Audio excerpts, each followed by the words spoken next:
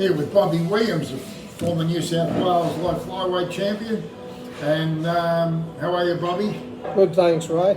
Bobby, just like to talk about your career, mate, and so forth, mate. You were born in Quindai in 1954. That's right, mate. You boxed with the Quindai Police Boys Club. You had 30 amateur fights. You started about 9 years of age, 10 years of age? Yeah, about 10 years. Started at a young age. Now, Bob, after 3 years of boxing as a professional, in 1978, you challenged Junior Thompson, the Australian light flyweight title, over 12 rounds in Townsville, mate. You pushed him all the way to a 12-round decision. Can you tell me about that fight against Junior Thompson? Yes, I gave myself a good chance against Junior because he was only having his first professional fight. He was a very good amateur. And he was a top amateur fighter. And I know he had a lot of fights as an amateur. And he showed that in his fight against me. And mate, there was only 2 points in the decision, mate. That's right, yeah. Very, very close. Yeah, it was really close, yeah. But, I always gave it as a hometown decision, but that's the way it goes. Well, mate, you stepped up in class, mate, in 1983 when you travelled all the way to the Philippines, mate, and fought Frank Cedeno, who just won the world title from Charlie Magri in England, KO Magri, and you fought Frank Cedeno up there in the Philippines, mate. Please tell me about that fight, Bob. Yeah, well, first I'd like to tell you about the place where we fought. We fought in a place called the Araneta Coliseum. Well, that's where That's where Muhammad Ali and what's his name, Joe Frazier fought. The Thriller in Manila. Yeah, the Thriller in Manila. Yeah, So beaten out a few, both the Araneta. that's a massive place, mate. That Araneta Coliseum. Yeah. You must have got a good house there, did you? Say that again, mate. Good, there was a lot of people there. Oh yeah, there was a lot of people there. Yeah. Reminded me a lot of Sydney Stadium. Yeah. It was a very hot place. Yeah. Oh, It got hot, right? Oh, terrible, mate. The heat Yeah. was unbearable. Especially in the ring. Yeah, Frank Cedeno, he was a good fighter. How do you rate him as a puncher? Is he the best puncher you ever beaten with? Cedeno? Probably he's probably the best body puncher because it was a body punch that put me down. Yeah, so probably the best body anyway, puncher. mate, that's great effort, mate. Travel all the way to the But he was a good fighter, yeah. Well, he was world Yeah, champion. well, he was a world champion, that's right. And he beat a good fighter too, for the world title. He did, mate. Yeah, Charlie Magri. And he lost the title, Cedeno, to Gilberto Roman. Okay. By 12-round decision. Now, you boxed a Australian guy, Wayne Mahal. He was a very classy guy. He ended up a world-rated fighter. And fought for the world title. That's right, yeah. And mate, you fought him for the Australian title in Daphne. That's pushing right. all the way to a decision in 1984. Tell me about that fight. That was a good fight, good close fight.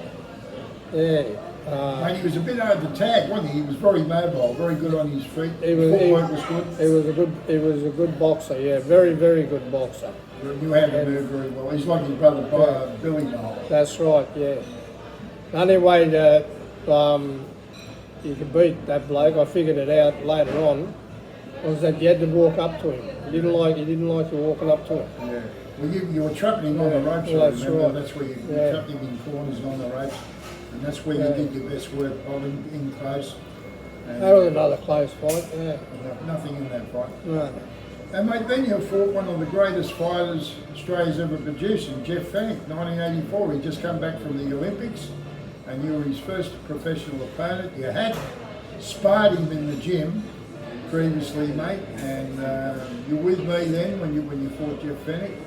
And put up a great show against Jeff. Just tell me about Jeff Fenech. Yeah, well, when I sparred him over at Newtown Police Boys Club, that was a good spar. We sparred 4 rounds. And after that spar, he said to me, I want you. And I said, oh yeah, right. I just said to him, bring it on, mate.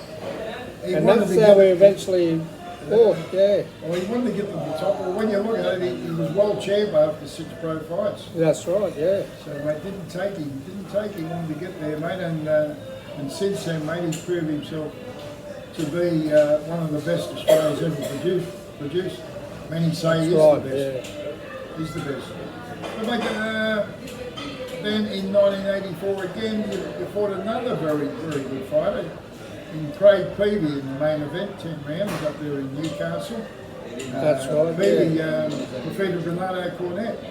So that was a great effort, mate. You pushed Peavy all the way. What do you think of Peavy? He was another good boxer. Yeah. And I think he was the Australian junior lightweight champion at the time. Yeah, so Fought him in his hometown, mate, didn't face? fought him in his hometown, yeah.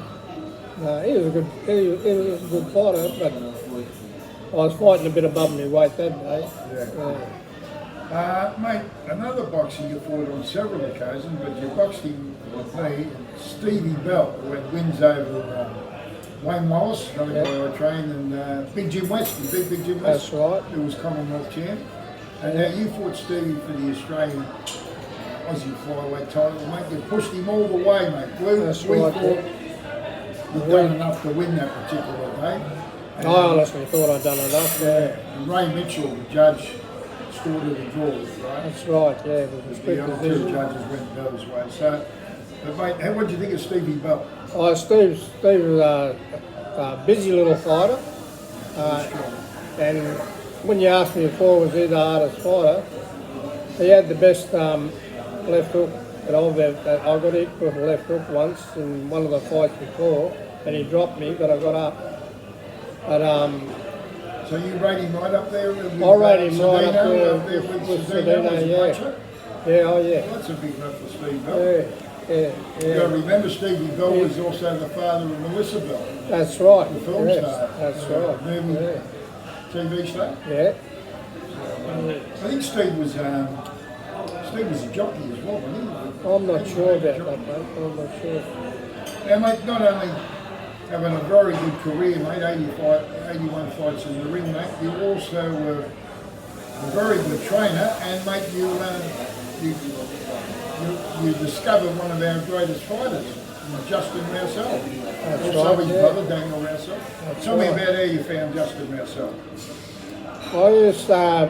I moved up to a place called Benalbo, and I wasn't doing anything, so I thought I'll start a gym up. So I got in touch with the local council, and they gave me the hall. They trained the boys and set it all up. And news got around that I was out looking for kids if they want to train boxing. Yeah, him and his brother walked in. Just started training, but when I started training Justin, I knew straight away that he had just that natural ability, you know, the way he was moving and that, and bobbing and weaving around. I thought, oh, hello, this kid's he's going to go all right. Yeah. And when I jumped in and sparred him, I could see that he just had the natural ability. He's just had it, mate. So he's about 14 at that stage? Would he have been 14? Probably about 13 or 14, yeah. Yeah. And he won a New South Wales title with you? He won the New South Wales bantamweight title with me as an amateur. And then he went on to win the Australian title. He went on to win a couple of Australian amateur titles. Oh, he was world class. He Yeah. got into the World Ratings. Then he turned pro, and Johnny Lewis had him then, yeah. And a lovely bloke too, mate. Yeah, he fought Daniel that. Rousseau, you trained Daniel? Daniel, his brother, he's another good little fighter. Yeah, he's good. Yes, trained the both of them. So, mate, well, congratulations, Bobby. Just not only your own boxing career, mate, 81 fights as a pro and 30 as an amateur, but you also discovered one of our greatest fighters in Justin Rousseau. Mate, by the way, Bob, just how's your health these days, mate? Tell me about your health. Well, mate, I'm not. A lot of people say to me that I look well, but the owl shell, that's all you're seeing. You're not seeing what's inside. Inside me, mate, I'm stuffed. I've got emphysema. I can't walk a long distance without stopping and having a rest. Some lungs problems. I got chronic lungs. I've got high blood pressure that I'm having trouble keeping it down, yeah. And yeah, I'm not really well, but let's try to do the right thing by myself. So how many children got? I've got two boys. Two boys? Jason, the eldest boy, he's pushing 40. Okay. And Daniel, he's about 35. And I've got two grandkids. How many grandkids? Two. You just returned from a trip up to... Just come back from Lightning Ridge, took the kids. I took the grandkids away because I don't know whether I'm going to be around next year, you know. So I thought I'll spend a good holiday with the kids. I took them away for 2 weeks. Up Lightning Ridge and down to Dubbo, took them to Dubbo Zoo. Then we come back to Bathurst, took them out the hill end, let them do a bit of prospecting for gold. And they really enjoyed themselves. I enjoyed being with them. Sounds like a great holiday, mate. It's good to spend that time with grandkids. Around next year I'll take them again. Well, we're all saying our prayers for you, Bobby. Thanks, mate. Okay, champion. Thanks. Thanks for your time, Bob. No worries, yours. We'll talk soon, mate. Thanks, mate.